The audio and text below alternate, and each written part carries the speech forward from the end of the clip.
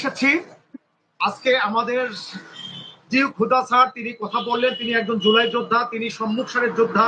তিনি 4 তারিখ 3 তারিখ 4 তারিখে তিনি শহীদ মিনার থেকে নিজ হাতে পতাকা নিয়ে জুলাই আন্দোলনের সঙ্গে আমাদেরকে এই জুলাই আন্দোলনের সঙ্গে তিনি সর্বাত্মক ভূমিকা পালন করেছেন। তিনি আজকে আমাদের এই ইউটিউব চ্যানেলে এসেছেন। আমার ইউটিউব চ্যানেল জনগণের কথা বলে, জনমানুষের কথা বলে এবং সার্বভৌমত্ব কথা বলে, ভারতীয় আধিপত্যবাদের বিরুদ্ধে কথা বলে। এখানে আমরা বাংলাদেশকে নিয়ে কথা বলে, আমরা বাংলাদেশের দালালিগিরি করি।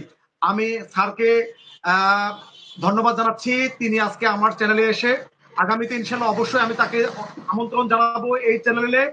আজকের মধ্যে আমরা এখানে শেষ করতেছি। স্যার, দর্শকের জন্য একটু বলে আপনি আবার শেষ করবেন।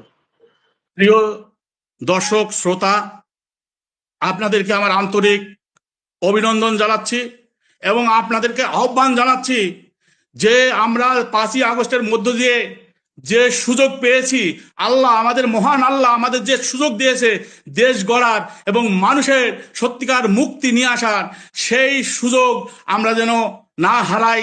আপনারা কোনোভাবে আর ভারতীয় আধিপত্যবাদে যেন আমাদের যেতে না হয় তার জন্য প্রস্তুত থাকেন।